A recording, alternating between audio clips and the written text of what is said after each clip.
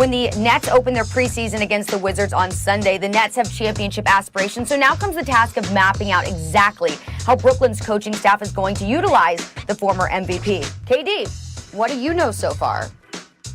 I think coach is going to use me in a variety of ways, and especially as a small ball 5-4 sometimes, and bringing the ball up too. So I just got to be ready for anything. All right, he is ready for anything. And Max, I want to ask you, do you think KD is going to be the most scrutinized player in the NBA this year? Oh, yeah, easily. It's going to be KD. First of all, he bravely and I think smartly chose the Brooklyn Nets, right? Like, he leaves the Warriors and this dynasty for which he rightly didn't get the credit he wanted because he joined a 73-win team with Steph, Clay, Dre, etc. If you add any all-star to that team, they can't lose. They cannot lose. And KD just ain't any all-star. So winning the championships didn't prove the thing that winning a championship is supposed to prove. And on some level, KD had to recognize that. So he said, okay, watch this. I'm going to go to a team that never sniffs a championship. And of course, you need to bring at least one more great player. No one wins by themselves. And I'm going to do it there. I'm going to do it in the biggest media market in the world. And for the team that's considered the little brother in that town, in the borough of Brooklyn, rings bells around the world. And he's doing it off an Achilles. Like, that's a huge, gutsy move by KD. If he wins a championship when he's no longer at his best necessarily, he proves greatness in a way he never did. And for that reason, Stephen A., we're all going to be watching him. And don't tell me he's 7 feet with a 20,000-foot wingspan and he'll average 25 in his sleep, Stephen A., because that may be true. He can average 25 in his sleep. Bernard King came back from the ACL way back in the day. He can still average 20. He wasn't Bernard King anymore. Wasn't the same guy. We're all watching to see if KD is still KD. We're all watching to see if he is, or even if he's not quite. Can he lead a team that has no business there, like not like the Warriors were, to a championship, at least to a finals? Can he get out of the East? And Stephen A., guess what? Your boy Kyrie, when he comes out when he releases a statement, I'm not going to answer any questions, I have to move differently, guess what? He's putting that all on KD. When that dude's like, I'm not going to lead, I'm not going to face the media, all that goes to KD, who is the best player on the team, the leader on the team. It's his Brooklyn Nets, and he is the most scrutinized player in the NBA this year. You couldn't be more wrong about this particular subject. You are very, very wrong for a few reasons. Number one, let's get to Kyrie first, because there's another player that's going to be heavily scrutinized. One of them is going to be Kyrie Irving, and it's because of what you just brought up. And this is a lesson that Kyrie Irving needs to know. He needs to know this, and all of these modern-day athletes need to know this with their Twitter accounts and Instagram accounts, and they get to DM folks and all of this other stuff. Because of that, for the most part, the media doesn't get paid to talk to you. They get paid to talk about you, especially when you sit in the kind of chairs that we're sitting in. So understand that when we look at KD, knowing that KD is coming off an Achilles tear, we expect him to average 25 because I think he can do that on one leg in his sleep. He's that lethal offensively. But guess what? Okay?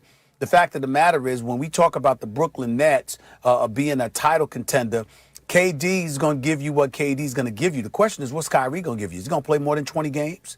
Is he going to have a negative effect on the locker room? I never said that about him, but you have, Max. So if you've got those kind of questions about his attitude and his health, okay, we know what Kyrie can do in terms of being a showstopper. But even when he was on the court and he was a showstopper, you talked about how the team looked better without him because they stood around and played the role of spectators when he was on the court with them. So is that going to be a similar circumstance with KD there? I don't think so. But it's going to be scrutinized. And if the Brooklyn Nets are struggling, they ain't going to look at KD. Ain't nobody going to look at KD. Nobody going to look at KD and be like, what's KD doing? We know what he's going to do because we know what he's always done. The question is, who's going to perform around him? And we ain't going to blame Spencer Dinwiddie or Karis LeVert for any kind of troubles they have. We're going to look right at Kyrie Irving. That's number one.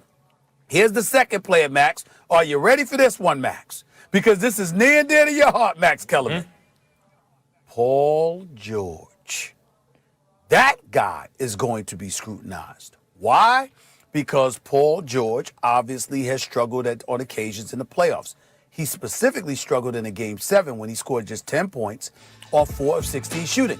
And the reason why I bring up Paul George, I will admit, Max, it has everything to do with you because it brings me to Kawhi. You see what I'm saying? Oh, Kawhi Leonard, you know, the best player in the world before you said whoops and oops. What was it, whoops or oops? Whichever one worked for you, man. Whichever one. I said it was oops. I heard you say oops, but if you want to say it was whoops, all right, so be it. Whoops, oops. It doesn't matter, Max. Doesn't matter. I'll take either one. In the end, because this is Kawhi Leonard, this is Kawhi Leonard. Why is Paul George going to be scrutinized? Okay, well, Doc Rivers is gone. Kawhi Leonard is still there. And you, Paul George, is the guy. You're the guy that Kawhi Leonard held the Clippers hostage to get. Could have went to the Lakers. Could have joined LeBron and AD. But as Max would say, and am I doing it right, Max? Oh, he went to the Clippers. Oh, they said the hell with it. I'm not trying to be your son. I'm not trying to be your little brother. There were two of me. I'm trying to take over. That's what he did, right? So he went up there and he took over with those commercials. He took over with the promotions. He took over during the regular season when he played, right up until they ran into Jamal Murray, who dropped 40 on them in a Game 7. So what I'm saying to you is that if Kawhi is who you say he is, because of all he forced the Clippers to do, giving up 5 first-round picks and Danilo Gallinari and Shai Gilgeous-Alexander and second-round picks too, all to get that one guy, which is Paul George. And now you got Ty Lue as your coach, you got Kawhi returning, and we got Paul George. Speaking of all the smoke, here's the problem. My brothers Matt Barnes and Steven Jackson telling them, yo, it was a tough year last year. I'm going to do something this year. Oh, we going to watch Paul George. I'm rooting for him because he's one of the best people I know, one of the best professionals I know. I love Paul George, but I'm rooting for him, but he got to show up because all of us are going to be watching. Here's the problem with what you're saying, Stephen A. Sure. Here's the problem. We've already made up our minds about Paul George in the playoffs. We've already made up our minds. The sample size is big enough, right? He has to change our minds. Most of us have. Like, are you counting on Paul George in the playoffs? You're not. If he does something, you're like, oh, look at that. He's like gotten better at that. Well, okay, but most of us are. I know it's your opinion, but most people are like, you know what, playoff Paul George, right? The opposite of playoff Rondo. He gets worse under pressure. Okay, look, he's hit the side of the backboard. You bring it up. And what does that all lead to? It leads you right back to Kawhi. It leads you to the number one guy. See, that's why. But what I'm saying is KD is the number one guy. It's about him. People like you have compared KD to LeBron. Can KD ever be the LeBron of? No, I don't think he can. But you've said he is. He's on LeBron's level. Yes, I do believe that. He's like 1 in 1A or 1 in 2, right? Yep. It's about KD, not Kyrie. And let me tell you, when all the scrutiny you're talking about Kyrie goes back to KD again, I'll tell you why. What did LeBron do with Kyrie? What did he do with Kyrie? LeBron with Kyrie went to a finals, should have won, but Kyrie got hurt. Won a finals. And then went to 2 more finals, right? Against super-duper teams. In the East. Don't get me started with that. In the East. Where was the competition? Listen, nevertheless, he had to beat the Warriors, who were the best team in the world almost ever, right? And he had to beat them, and he did. The point is, that's what LeBron did with Kyrie. What's KD going to do with Kyrie? If Kyrie implodes, you know, wait a minute. I thought KD was supposed to be able to handle this. I thought KD and Kyrie were going to get along better than LeBron and Kyrie. What you said. No, the scrutiny of Kyrie goes back to KD. Remember, I'm going back to what you said. Okay. Remember how you said, you know how you always say you give somebody a pass that first year because you're coming off the Achilles. So what I'm saying is if there were no Achilles, you have a great point. But because we know he's coming back after an 18-month layoff, basically, if not longer, an 18-month layoff because of the Achilles injury, because he's coming back off of that, if the brother sit up there and average 25 to 27, but he's still recovering from the Achilles tear, we're going to look at Kyrie is what I'm trying to tell you. No, excuse me. You said and have been you stay saying, Stephen A., he can average 25 in his sleep, 7 feet with a 7'6" wingspan. I do believe that. Can score from anywhere, the whole thing, right? I'm not backing up. Okay, I agree with that too. I'm just not sure he is going to be the same. So when you say, yeah, but if they fall flat, look, KD gets a pass, that's one of the reasons he's being scrutinized. Let me see if this guy is the same. And by the way, in Achilles, it's not just 1 year to get back, 1 year to get back to where you were. You may never be the same. We are looking to see the biggest story. Is KD still KD? We're not talking about a pass. We're talking about who's going to be most scrutinized. We look at KD, and if KD goes on the court and averages 25 to 27, right? But he doesn't look the same defensively, and he's still trying to get his bearings under him because he's been out of play. He's been off the court for 18 months, and he's got to get himself back. And they say it's going to take you about 2 years to do that. In the back of our mind's eye, we're going to remember that.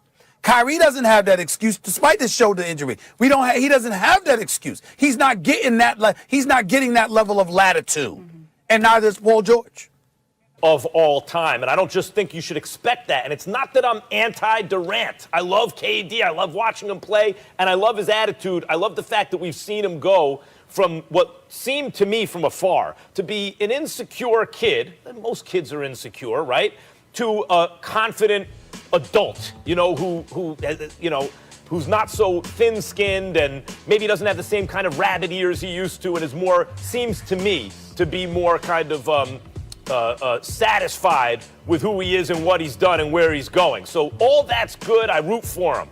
But Stephen A., if I just expect him to get to the finals coming off an Achilles, even with Kyrie, because Kyrie has also been a chemistry destroyer, as great a player as he is, Dinwiddie and LeVert and these guys, that's kind of like downing them if they get to the conference finals. And I think that's as much as you can expect. In other words, I'm not going to call this season a failure. First year back from a catastrophic injury, first year head coach, guys who've never really played together, if they get to the conference finals. Like the Bucks have been playing together for a long time, and they added Drew Holiday, which is exactly what they needed. You have teams in the conference like Miami, like Philadelphia, who have more continuity and aren't coming off catastrophic injury to their best player. Just like with the Lakers, had they not won the whole thing, had they just gotten to the Western Conference Finals, I wouldn't have said this is a failure, because I would have picked them probably to win this year. To me, next year is the Nets' year. If they do it this year, that's ahead of schedule.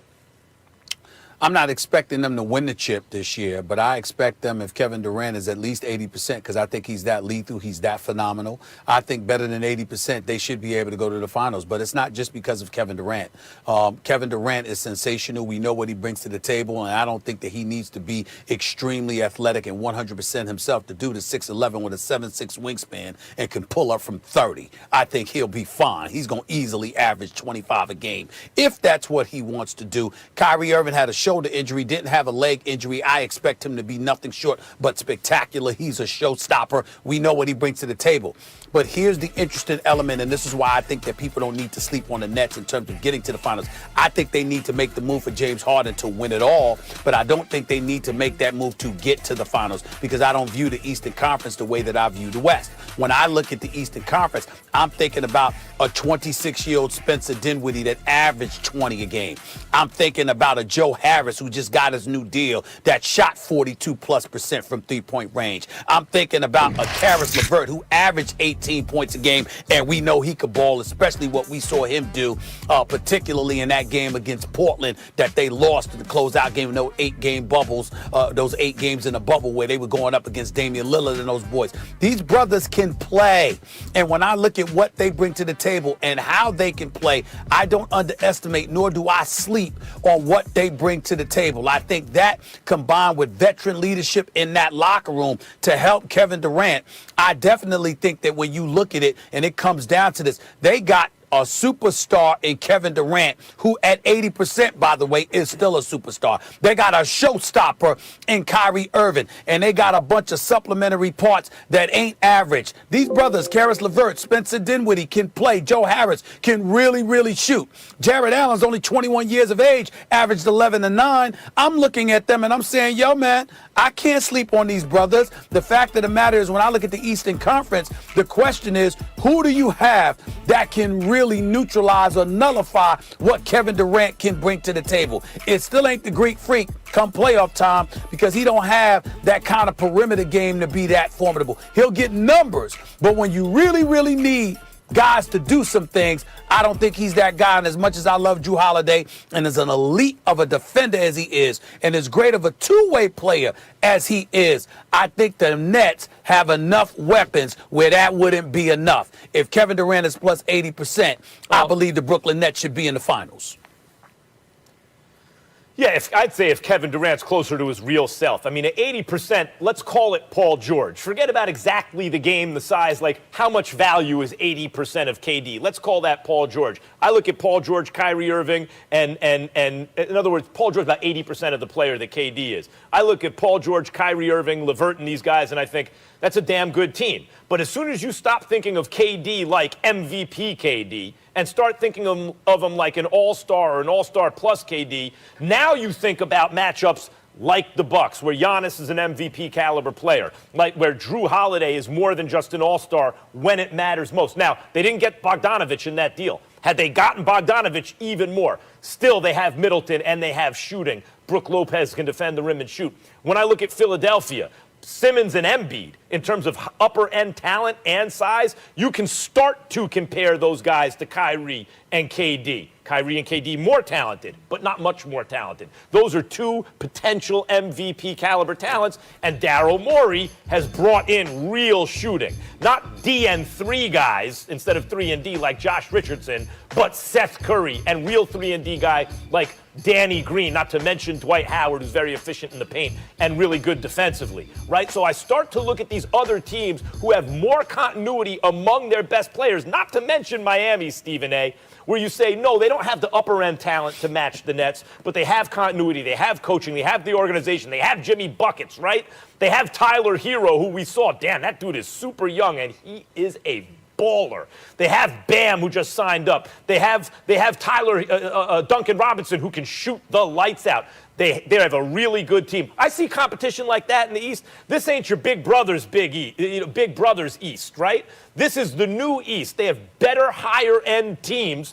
And KD coming off that injury, I'm just not going to assume that he gets to the finals. I'll assume they get to the conference finals. They'll be one of the two teams left standing in the East, but I'm not going to assume more than that. Well, listen, I guess you're right about that because we shouldn't assume it. To me, it's an expectation only because I recognize how significant all of this is for KD. You know, you left Golden State. You went to Brooklyn. You know what? You wanted your own team. You wanted to guide your own team to the title. So it's not only the legacy you left behind with Steph and Clay and those boys in Golden State. It's also the fact that LeBron James just won his 4th chip. What you gonna do? Because KD would have tied him if KD had ultimately not gotten hurt. He would have had his 3 rings because they would have won 3 straight because they would have walloped Kawhi Leonard and Toronto Raptors. Probably would have swept them in my estimation. So I'm looking at him coming off that injury, coming back here, and with LeBron being that dude, the champion right now, the 4-time champion, having Anthony Davis in the crew, I think Brooklyn's going to need to make a move for James Harden because I think that's the only thing that could potentially knock the Lakers off is if James Harden arrived in Brooklyn. I don't think anything else gives anybody a shot against the Los Angeles Lakers. But in terms of KD and his agenda and what he's got to prove, listen, you trying to sit up there and match LeBron. You trying to get another chip. To KD bring a chip to Brooklyn? To Brooklyn, New York? A champion in Brooklyn, as you said? It's over. Because of KD? Man, please. KD does that. This is what it is. This is what it is. Highly motivated. If KD brings a chip to Brooklyn, Stephen A., if KD brings a chip to Brooklyn at any point during this contract, he is going to join in every conversation the uppermost echelon of